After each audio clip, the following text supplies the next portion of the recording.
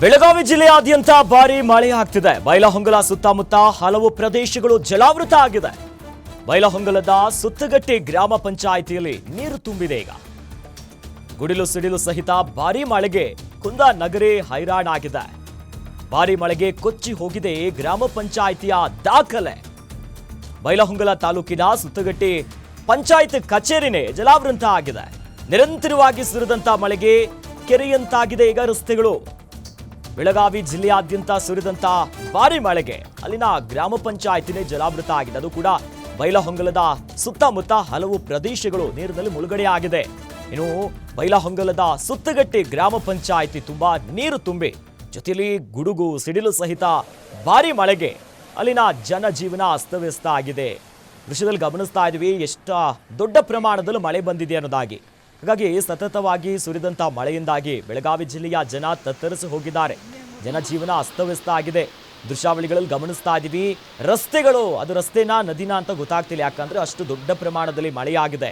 ಜೊತೆಲಿ ಗುಡುಗು ಸಿಡಿಲು ಭಾರೀ ಮಳೆಯಿಂದಾಗಿ ಅಲ್ಲಿನ ಜನ ಅಲ್ಲೋಲ ಕಲ್ಲೋಲ ಆಗಿದ್ದಾರೆ. ದೃಶ್ಯಾವಳಿಗಳಲ್ಲಿ ಗಮನಿಸ್ತಾ ಇದ್ದೀವಿ. ಅಲ್ಲಿನ ಪಂಚಾಯತಿನ ಆವರಣಗಳೇ ತುಂಬಿ ಹೋಗಿದೆ. ರಸ್ತೆಯಲ್ಲಿ ದೊಡ್ಡ ಮಟ್ಟದಲ್ಲಿ ನೀರಿನ ಹರಿವನ್ನು ಗಮನಿಸ್ತಾ ಇರ್ಬೋದು ನಾವು.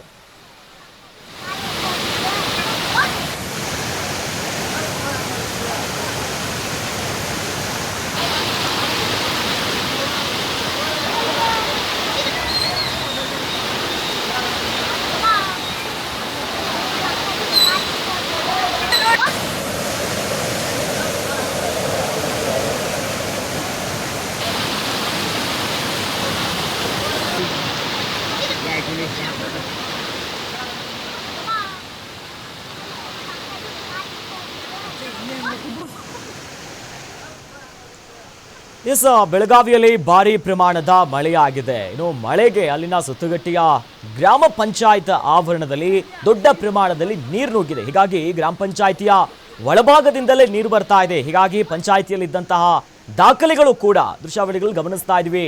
ಇದು ಗ್ರಾಮ ಪಂಚಾಯತಿನ ಆವರಣ, ಪಂಚಾಯಿತಿ ಒಳಗಿಂದಲೇ ನೀರು ಬರ್ತಾ ಇದೆ.